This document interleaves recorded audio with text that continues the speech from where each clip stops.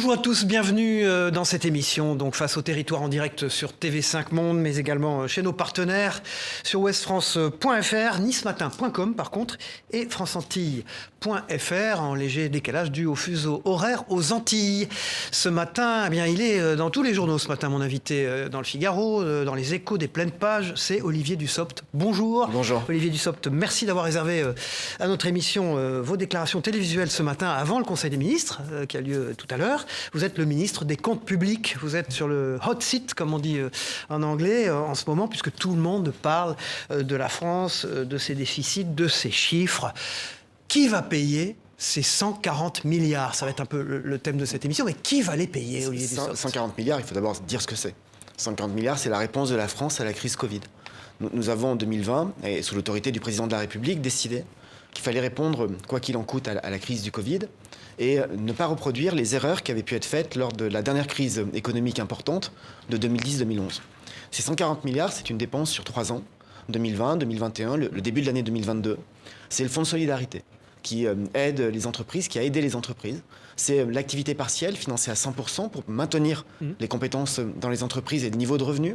C'est le remboursement des tests et du vaccin contre le Covid. 1 milliard par mois? C'est 1 milliard par mois sur la toute dernière période, mais c'est aussi une stratégie médicale et sanitaire. Oui, qui est un peu contestée, cette stratégie, en ce moment par les spécialistes. C'est la stratégie de tester et de vacciner. Et j'encourage d'ailleurs tout le monde à vacciner.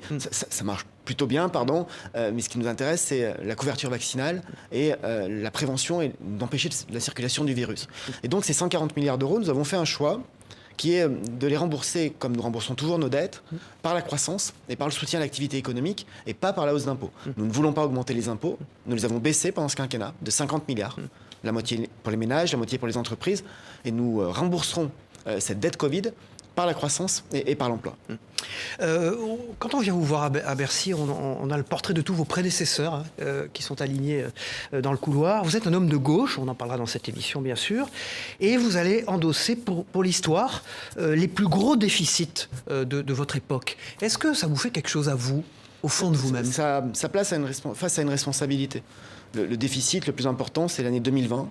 Parce qu'en 2020, l'activité économique s'arrête, donc les recettes fiscales de l'État s'écroulent, et nous dépensons 70 milliards d'euros pour aider les Français. C'est un bon investissement. C'est un déficit de 9%, c'est énorme, mais c'est un bon investissement.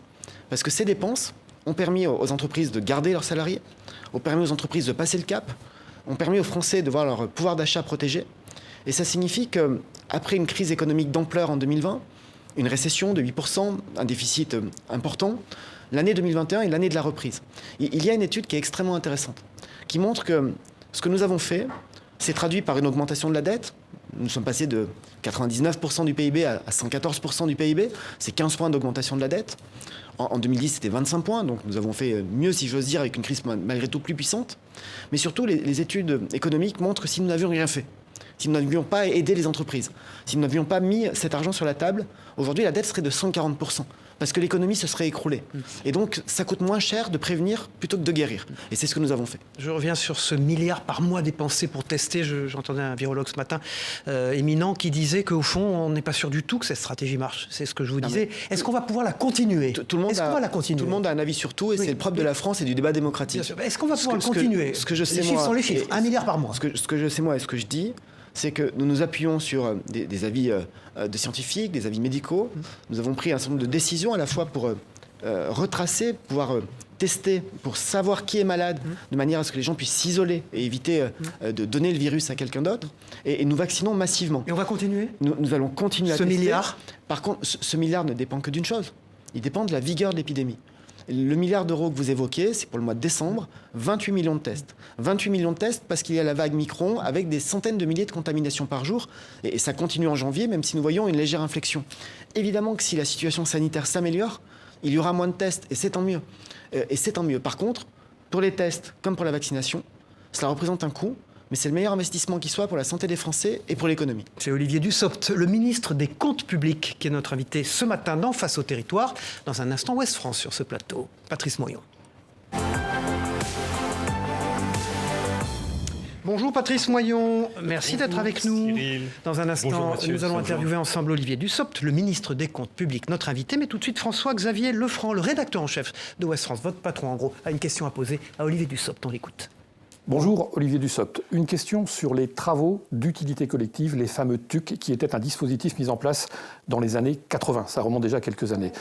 Cela concerne les stagiaires de la formation professionnelle qui étaient à l'époque utilisés notamment par l'administration, par la fonction publique, pour des tâches réelles et qui avaient aussi accès à des formations. Il se trouve qu'aujourd'hui, tous ces gens-là, ils sont 350 000, se rendent compte qu'ils n'ont pas cotisé pour leur retraite et se trouvent donc pénalisés. Est-ce que sur ce sujet, le gouvernement peut apporter une réponse à ces Françaises et ces Français, souvent de conditions modestes, et qui ont perdu des trimestres de cotisation et qui s'en rendent compte aujourd'hui à l'heure de la retraite? Voilà, depuis Rennes, François-Xavier Lefranc. La situation a été parfaitement décrite à un point près, c'est que les 350 000 personnes en TUC ont pour certaines cotisé suffisamment pour valider des trimestres de retraite et pour d'autres pas suffisamment. Pourquoi cela? Parce que les TUC, ça a été dit, cela représentait quelques heures de travail par semaine, parfois jusqu'à un mi-temps. Parfois, cela représentait suffisamment d'heures pour atteindre le minimum de rémunération assujetti à cotisation qui déclenche la validation d'un trimestre de retraite. Parfois, c'était inférieur. Et malheureusement, aujourd'hui, on a un certain nombre que nous sommes en train d'évaluer. Un pourcentage sur ce nombre-là, vous l'avez Nous ne pas. le savons pas encore. Nous y travaillons avec beaucoup d'attention. Et vous allez régler le problème pour eux? Et nous travaillons pour d'abord évaluer ce nombre de personnes, voir qui a travaillé sans travailler suffisamment pour valider ces trimestres de retraite et voir s'il y a des possibilités de rachat qui existent. Le point rassurant, c'est que les TUC étaient sur des périodes courtes, ce qui signifie qu'à l'échelle d'une carrière, ça n'a pas un impact trop massif, heureusement. Mais monsieur a raison, souvent cela concerne des personnes de conditions modestes qu'il faut accompagner. Ça souligne un point, au-delà du travail que nous menons, et d'ailleurs en réponse à des interpellations, notamment la CFDT. Ça souligne un point, c'est le danger qu'il y a à multiplier les contrats aidés, parce que derrière les contrats aidés, il y a souvent cette forme de précarité par un faible nombre d'heures assujetties à cotisation. On peut trouver cette situation pour des TUC. De manière plus ancienne, on a pu parfois trouver cette situation pour des personnes en apprentissage, lorsque l'apprentissage était beaucoup moins rémunéré qu'aujourd'hui et que le salaire d'un apprenti ne permettait pas de valider des trimestres de retraite. Et puis on a vu derrière vous la une de Ouest France 2 lundi qui concernait donc cette affaire des TUC. Patrice Moyon. Revenons un peu sur ce sujet effectivement au cœur de l'actualité, c'est celui des déficits. Alors personne ne conteste véritablement le choix qui a été fait par la France et puis par d'autres pays européens de consacrer 140 milliards depuis 3 ans pour soutenir l'économie. Mais la France n'a pas été en équilibre budgétaire depuis 1974. Il y a une menace aujourd'hui sur les taux, c'est d'ailleurs le titre du journal Les Échos ce matin. Comment est-ce que la France pourra faire face à une éventuelle remontée des taux? De deux manières. D'abord en soulignant l'efficacité de ce que nous avons fait, puisque, je le disais il y a un instant, cette politique d'aide massive à l'effort à l'économie et aux Français nous permet de repartir plus vite et plus fort. La France aujourd'hui a le taux de croissance en 2021 le plus important de la zone euro, et nous avons à la fois un taux de croissance que l'INSEE estime à autour de 6,7%, ce qui n'était jamais arrivé. Ça se traduit par des recettes supplémentaires, plus de 20 milliards d'euros de recettes en plus de ce que nous avions prévu à la fin de l'année, et plus de 40 milliards d'euros par rapport au début de l'année 2021. C'est une bonne chose, c'est ce qui explique que le déficit pour 2021, qui était initialement prévu à 8,2%, sera plutôt autour de 7%, et donc c'est une amélioration, ça reste très élevé, mais c'est une amélioration qu'il faut souligner. Et autre résultat économique particulièrement important, nous connaissons en 2021 le taux de chômage le moins élevé depuis 15 ans. Donc ça veut dire qu'il y a de la richesse qui est à nouveau produite dans notre pays, et nous avons retrouvé le niveau de production d'avant la crise. Oui, mais justement, avant la crise, la France avait été parmi les pays européens le pays qui avait les finances publiques les plus dégradées. J'y arrive. Avant la crise, il s'est passé 3 ans entre l'élection d'Emmanuel Macron et la survenue de la crise Covid. Ce sont les 3 seules années, depuis plus de 20 ans, pendant lesquelles la France a tenu ses engagements européens. Ce sont les 3 seules années pendant lesquelles nous avons ramené le déficit en dessous de 3%.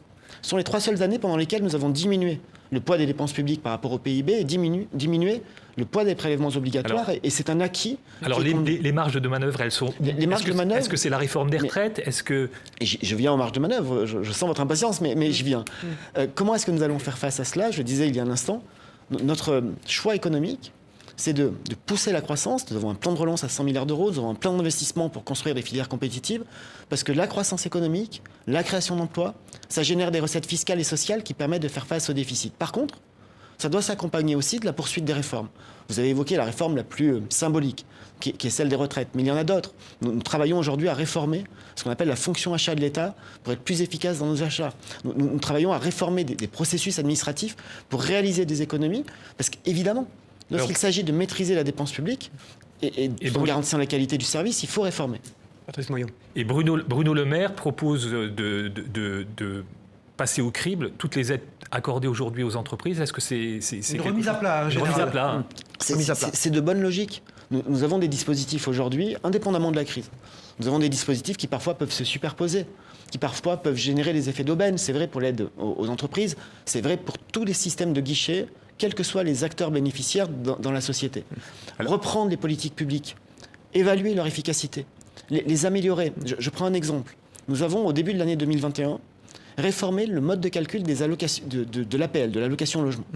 Nous avons modifié ce mode de calcul sans enlever aucun droit. C'est-à-dire que nous n'avons pas baissé les APL, nous n'avons pas modifié les seuils de revenus à partir desquels vous avez droit à ces APL. Par contre, nous avons fait en sorte que que le droit à l'APL soit calculé en fonction de votre revenu des 2 derniers mois, plutôt que du revenu 1 an et demi avant. C'est une question d'efficacité et ça génère aussi des économies pour la sécurité sociale, donc pour l'État. On revient à vous, Patrice Moyon, dans un instant, parce qu'on a une question qui a été posée par TV78, la chaîne des Yvelines, qui est notre partenaire. Thierry Barbedette est avec nous sur ce plateau aujourd'hui. C'est Thomas Rodriguez qui a rencontré Jean-Michel Fourgousse, vous allez le voir, qui est président de l'agglomération de Saint-Quentin en Yvelines. Il dit en gros beaucoup de chiffres, beaucoup de nouvelles prestations. C'est quand même très flou tout ça. On l'écoute. Monsieur le ministre, il n'y a pas de croissance sans confiance. Et cette confiance, pour l'avoir, il faut parler vrai. Il faut que, quand on cite des chiffres, quand on propose des nouvelles prestations sociales, qu'on comprenne comment on va la payer. Et on a l'impression et on sait que l'argent public n'est pas assis sur lourde. Et quand on entend des responsables qui disent on vous donne cette prestation, mais c'est gratuit parce que c'est l'État qui paye, ce n'est plus supporté par les Français ni par les chefs d'entreprise. Donc comment peut-on améliorer cette situation pour redonner confiance, transparence aux Français ? Je ne sais pas de quoi M. Fourgousse parle. Il n'a pas cité une seule des prestations. Il a dit des prestations, il n'en a cité aucune. Il y en a beaucoup. Alors, Patrice Moyon. Cette question de la confiance, cette question des dépenses, Valérie Pécresse accuse ce quinquennat d'avoir cramé la caisse. 50 000, une diminution de 50 000 fonctionnaires. On n'a rien vu. Vous parlez de la présidente de la région, qui est aussi présidente d'Île-de-France Mobilité, le syndicat qui gère les transports en Île-de-France. La même qui a demandé et obtenu 2,5 milliards d'euros d'aide pour Île-de-France Mobilité. 2,5 milliards d'euros. La même qui, en 2010 de 2010 à 2012, était ministre du Budget dans une période assez comparable à celle d'aujourd'hui. C'est-à-dire la fin d'une crise et la relance économique. Non, mais il faut aller au bout. Oui, mais moment, quoi qu'il en coûte d'Emmanuel Macron, Valérie Pécresse oppose le tout ce qu'il faut. Oui, elle l'a dit l'autre soir à la télévision. Sauf que Mme Pécresse... Donc elle dit aussi qu'elle aurait dépensé. Mme Pécresse a un bilan. Pas comme vous. Mme Pécresse a un bilan. Le bilan de Mme Pécresse quand elle était ministre du Budget, c'est le vote de la loi de finances pour 2012. C'est 15 milliards d'augmentation d'impôts. Et c'est suivi par 5 années de croissance à zéro, de baisse du pouvoir d'achat. Et donc quand Mme Pécresse nous dit qu'on crame la caisse alors que c'est la même qui demande et qui obtient 2,5 milliards d'euros d'aide, quand elle parle de l'augmentation des impôts alors que nous les avons baissés de 50 milliards et qu'elle-même les avait augmentés de 15 milliards d'euros, quand elle parle de santé, alors que si, lorsqu'elle était ministre de l'enseignement supérieur, elle avait fait ce que nous avons fait, c'est-à-dire supprimer le numerus clausus, si elle l'avait fait au moment où elle était ministre de l'enseignement supérieur, nous aurions 15 000 médecins de plus. Donc elle a un bilan, il a son désavantage, et il faut qu'elle l'assume. Mais la défense, par exemple, du pouvoir d'achat, à quel coût aussi pour les finances publiques ? Là, les Français, effectivement, le gouvernement est intervenu pour que la facture énergétique soit plus faible, mais c'est quand même 15 milliards d'euros à partager entre l'État et EDF. Alors, c'est un surcoût pour EDF qui est déjà en grande difficulté. Et comment est-ce que l'État va financer ? Et si nous ne l'avions pas fait, l'augmentation du tarif d'énergie pour les Français, pour les ménages français, c'était pas à 5, c'était pas 10%, c'était 50%. C'était une multiplication par 1,5. Et donc, nous prenons des engagements, nous prenons des décisions pour protéger les Français. Nous sommes dans une situation où la reprise économique est suffisamment forte aujourd'hui pour nous permettre de faire face à ces engagements. Et ce que vous indiquez comme coût des mesures sur l'énergie ne remet pas en cause l'objectif que nous avons pour 2022, qui est un objectif de déficit à 5%, de manière à avoir une trajectoire où nous étions à 9 en 2020. Nous serons autour de 7, un tout petit peu au-dessus de 7 en 2021, à 5 en 2022. Et ainsi, nous retrouverons les 3% en 2027, comme nous l'avons dit en avril, lors de la présentation du programme de stabilité. Olivier Dussopt, le ministre des Comptes publics, est notre invité ce matin sur TV5 Monde pour Face au territoire. Chonu, qui est un collaborateur, dessinateur de Ouest France, que connaît bien Patrice Moyon, a une question à vous poser sous forme de dessin. C'est une particularité de cette émission. On l'écoute.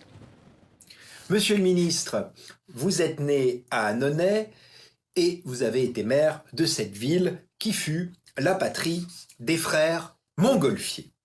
La question que je pose, c'est que pour prendre de l'altitude, il faut délester. Mais à force de jeter l'argent public par-dessus la montgolfière, cette dernière ne risque-t-elle pas de s'éperonner sur cette grosse boule piquante qui, malheureusement, n'est pas une délicieuse châtaigne d'Ardèche? Il faut préciser que vous étiez élu d'Ardèche. Les références sont bonnes, Ouais, les références vous plaisent. Notamment à Annonay, qui était plutôt bien dessiné. Annonay, qui était la ville dont vous avez été maire. C'est la ville où je suis né, où j'ai grandi, et j'ai eu la chance d'en être maire pendant 10 ans. Ouais. J'y habite toujours, Ouais. quand je ne suis pas retenu à Paris, évidemment. Mais j'ai toujours ma résidence et mes amis, ma famille là-bas. La question qui est posée, je l'entends, sauf que j'ai déjà eu l'occasion d'y répondre à 2 reprises depuis tout à l'heure. Non, mais il faut dire que c'est la question centrale. Oui, mais le choix que nous avons fait aujourd'hui est efficace. C'est mesurable par cette relance, c'est mesurable par le taux de chômage qui a baissé, je le rappelle. C'est mesurable parce que nous avons protégé et maintenu le pouvoir d'achat des Français. Et aujourd'hui, nous sommes capables, d'une part, de tenir les engagements que nous avons pris, qui consistent à amortir la dette Covid d'ici 2042, c'est la trajectoire que nous tenons, de revenir aux 3% en 2027 avec des résultats qui sont meilleurs que ce que nous envisagions, ce qui est une bonne nouvelle. Et s'ils sont meilleurs, c'est parce que nous avons moins dépensé en aide d'urgence, parce que l'économie va mieux et parce que nous avons eu plus de recettes grâce au retour de la croissance économique. Et nous sommes capables de faire face à ces engagements. Par contre, ça veut dire quelque chose. Ça veut dire que la France a été suffisamment solide pour apporter cette réponse à la crise. Et si elle a été, c'est parce que nous étions crédibles et que nous avions redressé les comptes publics. Quand on sort de la crise, quand on retrouve la croissance, il faut retrouver une trajectoire soutenable, il faut reconstituer des réserves pour être capable de faire face à une nouvelle crise, quelle qu'elle soit. La une de Ouest France, Patrice Moyon. La campagne présidentielle s'invite au Parlement européen. Ah bien sûr, avec le discours l'intervention d'Emmanuel Macron. Emmanuel Macron. Et avec des interventions assez déplacées. On y reviendra évidemment. D'eurodéputés de l'opposition qui ont confondu... Olivier Dussopt, on va y revenir. Je vois que vous êtes en pointe aussi dans la défense d'Emmanuel Macron. Heureusement. Futur candidat alors, donc. Je l'espère en tout cas. Et dès qu'il le sera, ça sera une formidable énergie pour faire sa campagne. Armelle Le Goff, directrice de la rédaction de 20 minutes, nous rejoint dans un instant. Merci Patrice Moyon. Bonjour Armelle Le Goff. Bonjour. Et bienvenue à 20 minutes dans cette émission. Vous êtes désormais partenaire de Face au territoire. Merci d'être avec nous. Vous êtes détenu par 2 actionnaires, Ouest France et La Voix du Nord. Donc vous êtes bien placé pour représenter aussi les territoires ici sur ce plateau. Dans un instant, on en vient à vous. Tout de suite, c'est le directeur éditorial de France Antilles, partenaire également de cette émission.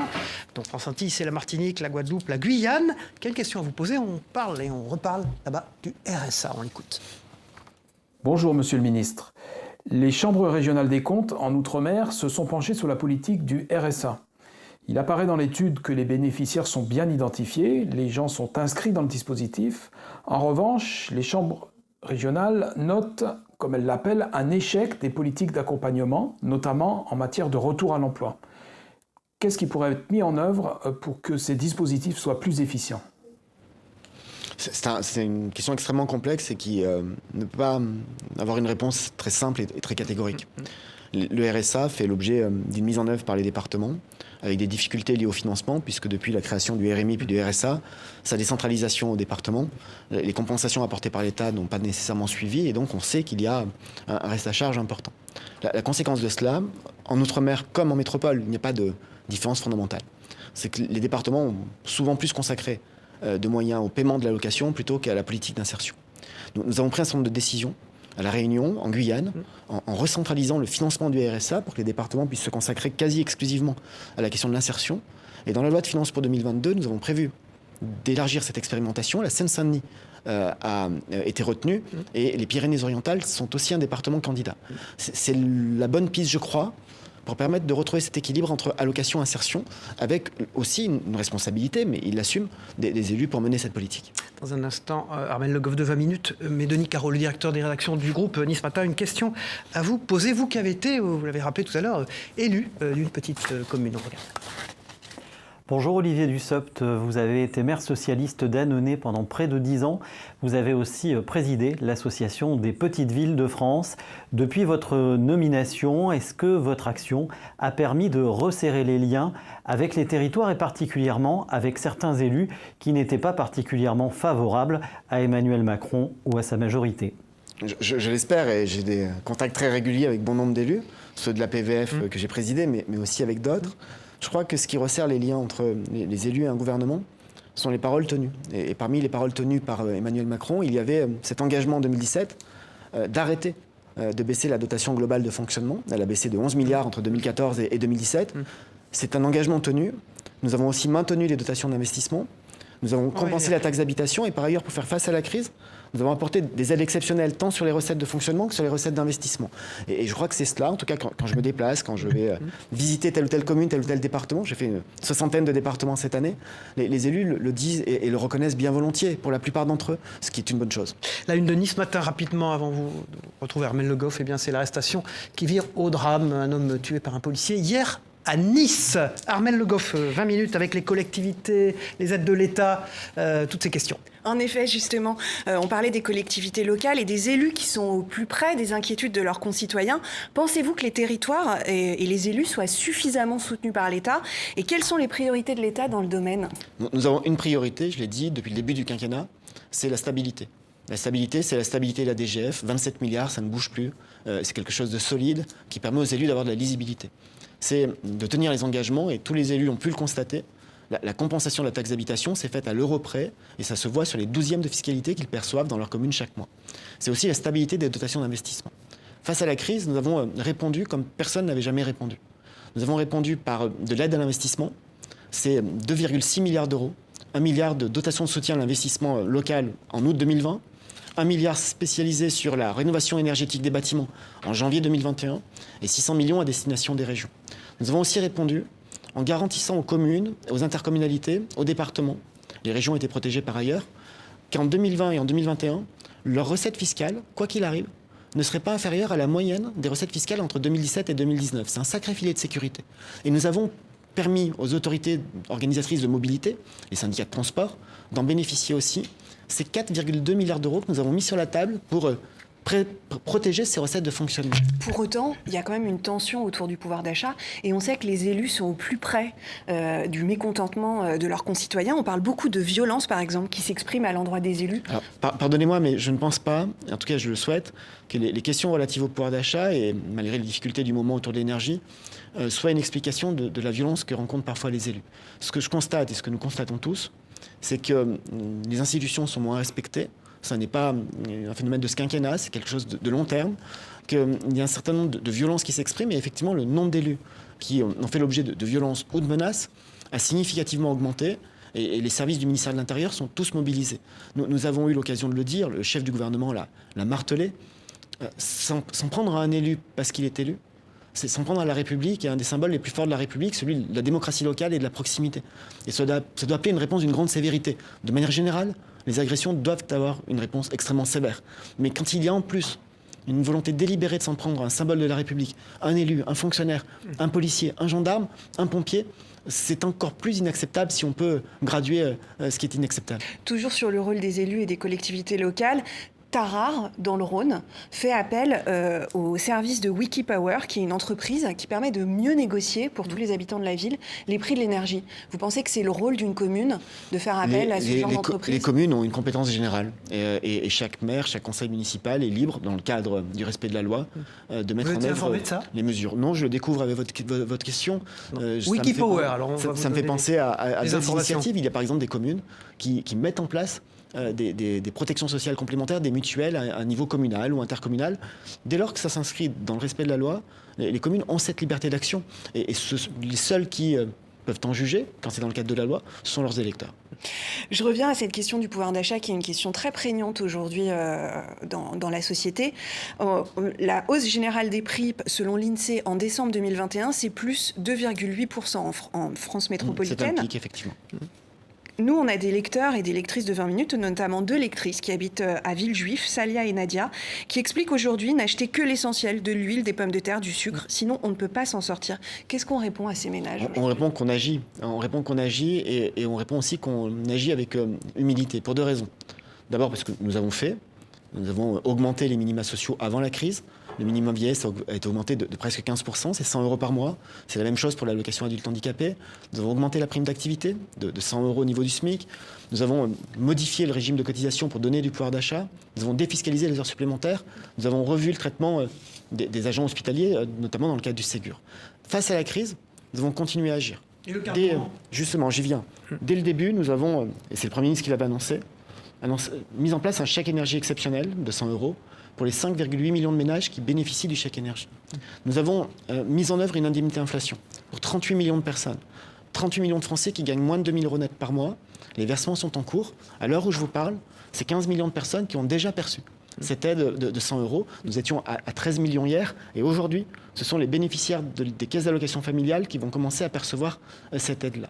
Et nous avons pris des dispositions, c'était rappelé par votre prédécesseur, pour limiter l'augmentation du prix du gaz et de l'électricité. Et cela a un coût.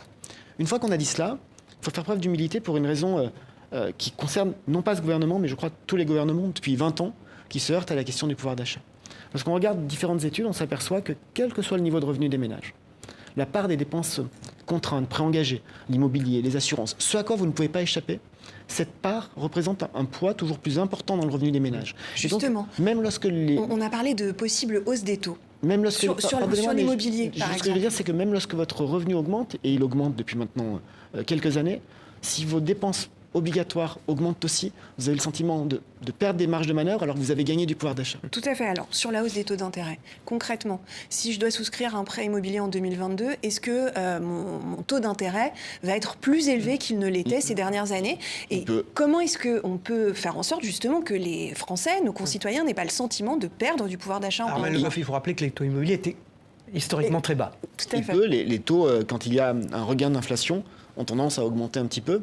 Dès lors que l'inflation et la croissance restent à un niveau plus élevé qu'avant, c'est quelque chose qui s'absorbe, si je puis dire, et qui est tout à fait gérable. Ce à quoi il faut veiller, c'est qu'il n'y ait pas de décalage entre le niveau des taux, le niveau de la croissance et le niveau d'évolution des revenus.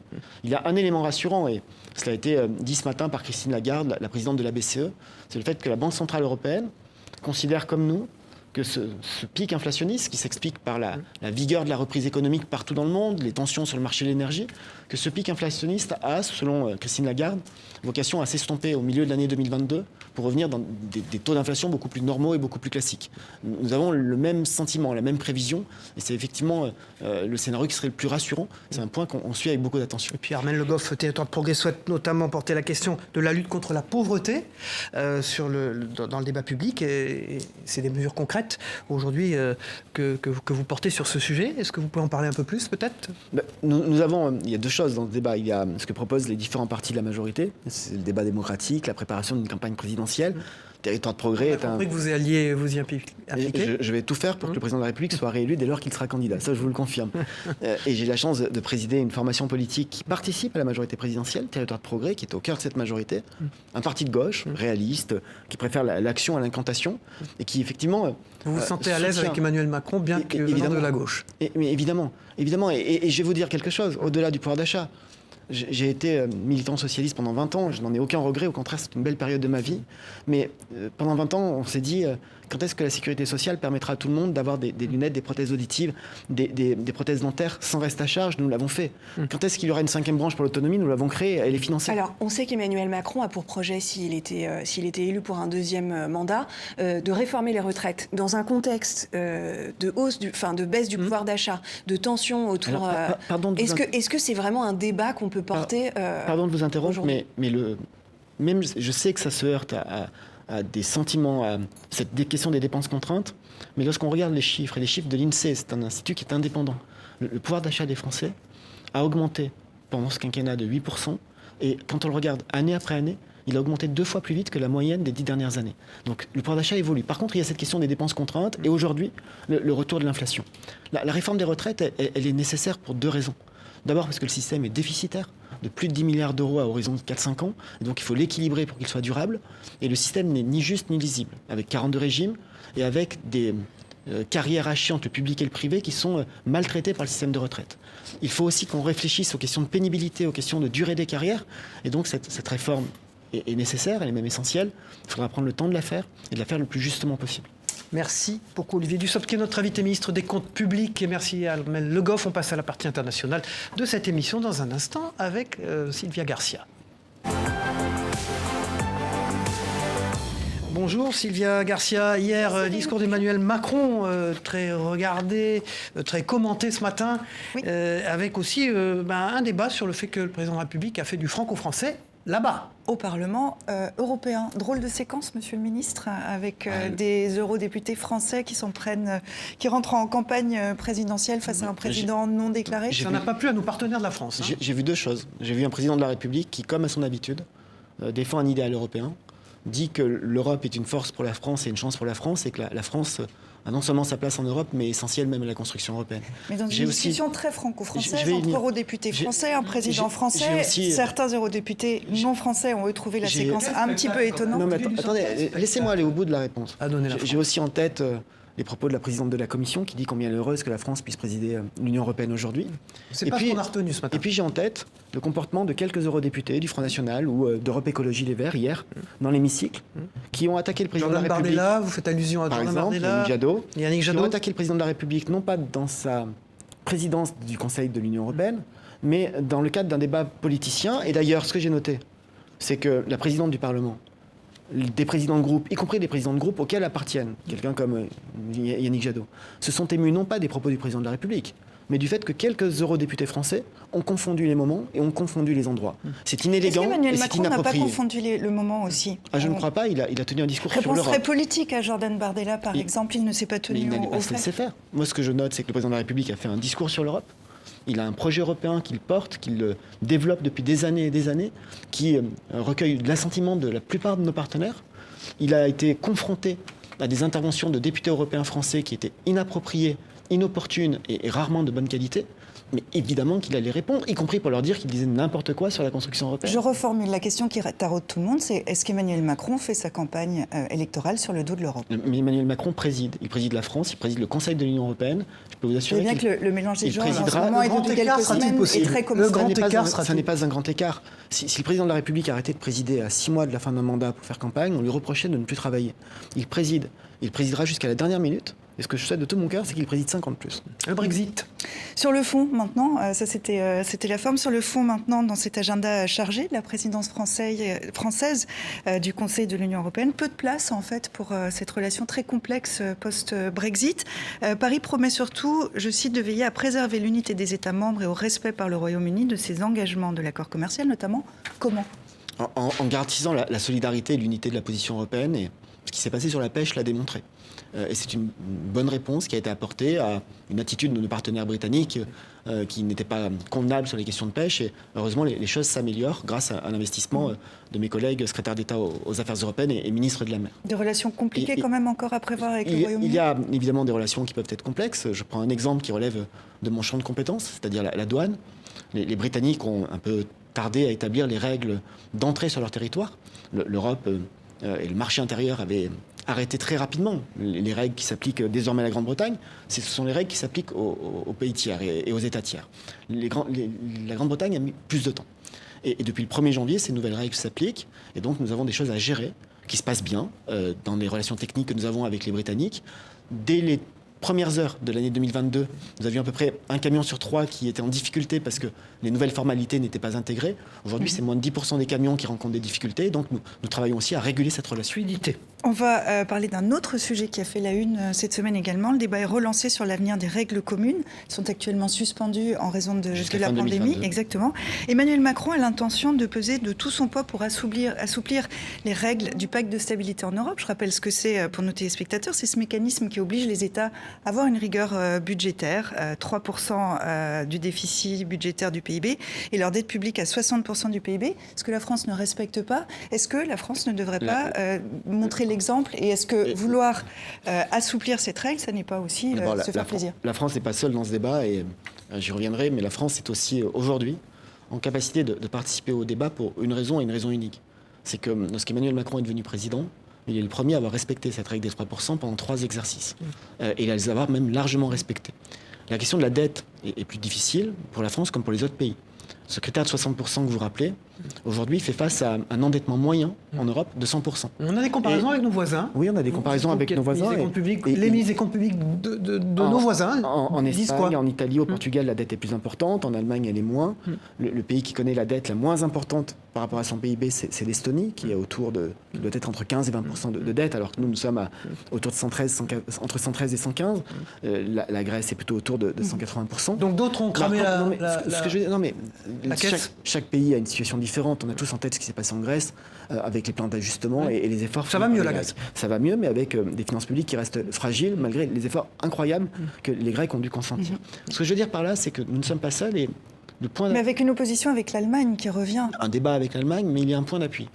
Le point d'appui, c'est la communication de la Commission européenne du 19 octobre. Et je pense que vous êtes d'accord avec cette communication et que vous l'avez en tête.